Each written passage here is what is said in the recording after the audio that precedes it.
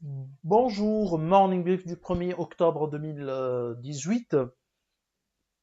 Troisième semaine de hausse consécutive pour la bourse de Kazan, qui est avec un MASI qui a affiché une progression de 1,24%, réduisant ainsi ses pertes annuelles à moins 8,50%. Toutefois, le mois de septembre reste sur une performance négative, avec une première semaine du mois de septembre qui était particulièrement difficile suite à la publication de résultats globalement décevants de la part des principaux émetteurs marocains, des grands émetteurs marocains qui ont confirmé que, dans une certaine mesure les profit warnings émis par les sociétés depuis la fin du mois de juin.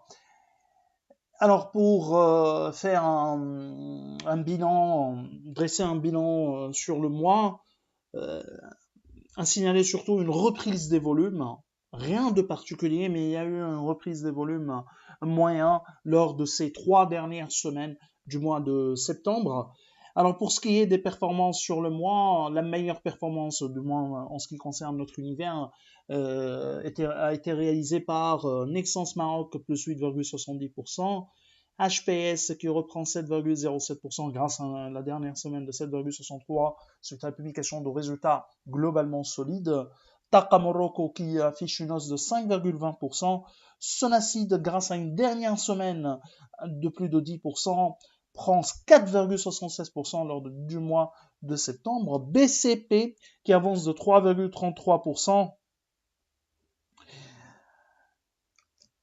Grâce bien sûr à suite à la publication ou l'annonce de l'acquisition de 4 actifs africains dans l'actif dans une banque tunisienne BTK, et devient ainsi la deuxième banque marocaine à opérer sur le marché bancaire tunisien. Ciment du Maroc qui affiche une hausse de 3,27%. Résultat globalement en ligne avec les attentes, surtout caractérisé par une résilience des marges, notamment de la marge d'EBITDA. Aluminium du Maroc plus 3,23%, Crédit du Maroc 2,93% et Adi Alliance qui prend 1,95% depuis le début d'année. Elle est sur une perte de 50%. Même si les publications semestrielles sont bonnes, mais en ligne avec les incitations attendus. En revanche, l'effet dilutif de des obligations convertibles remboursables en actions ont pesé sur les investisseurs qui ont vu leur richesse diluée après cette opération Africa Gaz qui prend 1,90%. Pour ce qui est des plus importantes baisses, Saham Assurance donc recule de 15,5% sur le mois, Managem qui a perdu 14,8%, au Total Maroc 14%, Autohol perd 13,6%, Résidence d'Al Saad pareil qui perd 10,4% avec une publication de mauvaises factures liées à ce premier trimestre. Atlanta qui recule de 7,25%.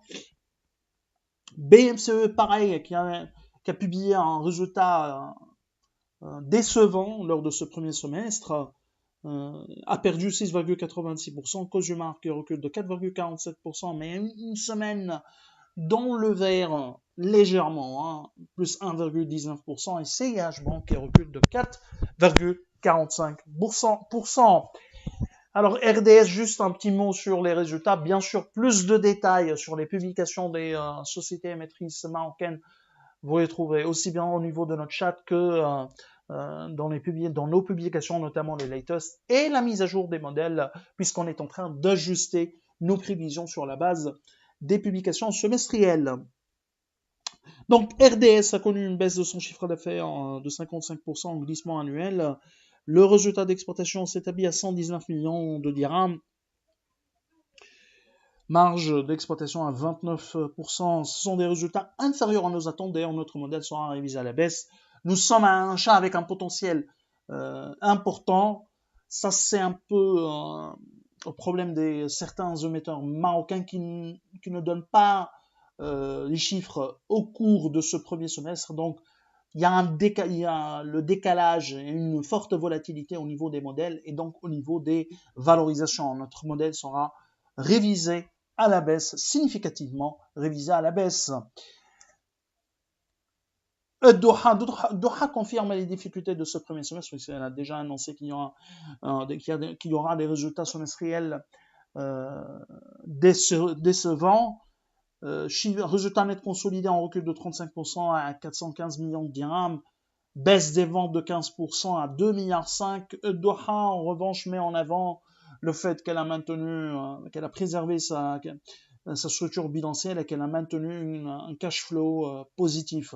Notre modèle a été déjà ajusté sur la base de ces chiffres qui ont été déjà annoncés. Nous sommes à achat avec un target price à 20 dirhams. Adi annonce également ses résultats. Auparavant, elle a annoncé qu'il y aura une hausse des résultats au OS1 2018.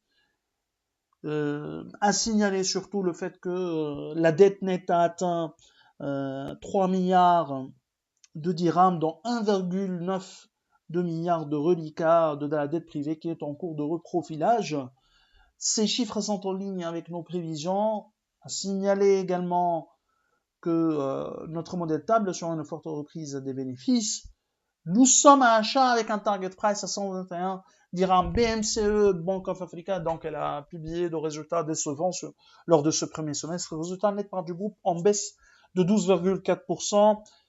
PNB en recul de 2,8% et également il y a une légère progression du coût du risque. Alors nous on est à alléger avec un target price à 191 dirhams. Alors c'est ce qu'on a pour ce matin. Je vous souhaite bien sûr un bon début de semaine et je vous donne rendez-vous à demain matin. Au revoir.